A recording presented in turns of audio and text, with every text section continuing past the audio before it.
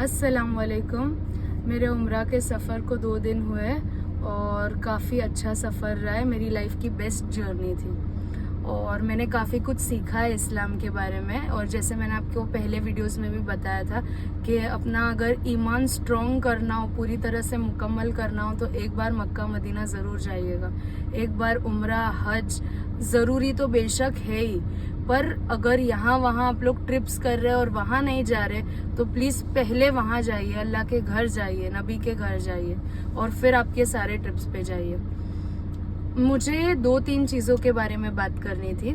जो कमेंट्स आते हैं, मतलब मैं वीडियो अपलोड नहीं कर पाई, ना ज़्यादा कमेंट्स पे गौर कर पाई, पर वो जो नोटिफिकेशंस आती है ना, उसमें पॉजिटिव कमेंट्स होती है, नेगेटिव कमेंट्स होती है। तो उसमें जो कुछ लोग जो इस्लाम को बिल्कुल नहीं जानते, जो 2-3 पिक्चर देख के उनको पता चल जाए, उनको ऐसा लगता है कि मुझे इस्लाम के बारे में सब कुछ पता चल गया। तो पहले तो ये गलत बात है, क्योंकि जो पिक्चर है आजकल बन रही है उसका फैक्ट से कोई लेना देना नहीं है।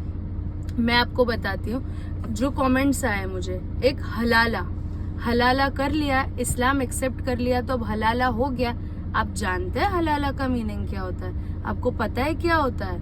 जो चीज जो एक बार इंसान निकाह में बन जाता है ना, उसके बाद जो जो चीजें जायज होती है उसको हलाला कहते हैं। आपको नहीं पता? आप गूगल पे टाइप कीजिए, जो स्पेलिंग आपने कमेंट्स में लिखी है वही स्पेलिंग आप लोग गूगल पे टाइप कीजिए और सर्च कीजिए उसका मीनिंग क्या होता है। इस्लाम को है ना, आप जानते ही नहीं हैं तो आपको कोई राइट नहीं बनता कि उसके वर्ड्स यूज करे।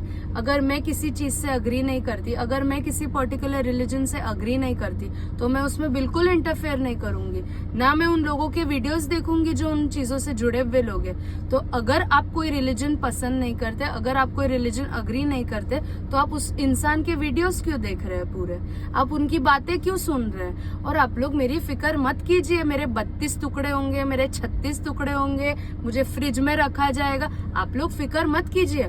अल्लाह ताला ने जैसी मौत लिखी होगी वैसी मौत मुझे मिल जाएगी। आप लोग क्यों फिक्र कर रहे हैं? और ऐसे काम करता कौन है जिनके दिमाग में ऐसे ख्याल आते हैं? जो ईमान वाले लोग होते हैं ना, जो सच्चे मुसलमान होते हैं, वो इतना सा किसी को नाखून भी चुभता है ना तो भी उसकी तुरंत माफी मांग लेते हैं। रात को सोने से पहले हर गुनाहों की तौबा कर लेते हैं। जो उन्होंने किए हैं उसके भी तौबा करते हैं, जो अनजाने में किए उसकी भी तौबा करते हैं। तो ये सारे जो खुराफती आपके दिमाग में ख्याल है ना कि मेरे कितने टुकड़े होने वाले, वो ख्याल आप आपके पास रखिए। अगर आपको कोई रिलीजन समझ में नहीं आता तो आप मेहनत मत कीजिए, क्योंकि अल्लाह ने आपको वो हिदायत दी ही नहीं है, आपके नसीब में ईमान है ही नहीं। मैं जिस रिलीजन में आई हूँ ना, वो मैंने देखा है कि यहाँ पे ना हर इंसान को इक्वली ट्रीट किया जाता है, हर कलर के लोगों को, हर स्टेटस के लोगों को इक्वली ट्रीट किया जाता है। ये चीज मैंने मक्का में देखी है। आप जब किसी को सलाम करते हैं या सलाम सुनते हैं तो आपका कलर नहीं देखते, आपके स्किन का, ये नहीं देखते कि आप रिच हो, मिडिल क्लास हो, लोअर क्लास हो, कोई क्लास ही नहीं है, एक है। We are all united together as Muslims. If you do not understand the concept, leave it, छोड़ दीजिए ना, ठीक है। अगर यही चीज अगर मैं आपके रिलीजन में आई होती या कोई दूसरे रिलीजन में गई होती तो ढोल ताशे बजाते ना आप लोग। तो मैं इस्लाम में गई हूँ, आपको नहीं पसंद आप मत देखिए मेरी वीडियोस, आप मेरी फिक्र करना छोड़ दीजिए। जिन लोगों को पसंद है वो लोग देख रहे हैं। और मेरे मुस्लिम भाइयों के लिए खास मैसेज, देखिए मेरे को है ना 7 इयर्स होंगे अभी शादी करके, और मतलब मेरी मैरिज एनिवर्सरी को मेरी मैरिज एनिवर्सरी आएगी, 7th मैरिज एनिवर्सरी आएगी। तो अभी 4 महीने से पहले मैंने, मतलब 4 महीने से मैंने बुरखा पहना है, इससे पहले मैंने नहीं पहना था। हिजाब और बुरखा मैंने 4 महीने से पहना है। मेरे हस्बैंड ने मुझे 7 सालों में कभी एक दफा भी नहीं पहना कि तुम्हें बुरखा पहनना चाहिए। आप 2 महीने से मेरे वीडियोस देखकर आप मुझे एडवाइस कर रहे हैं कि मुझे नकाब पहनना चाहिए या नहीं।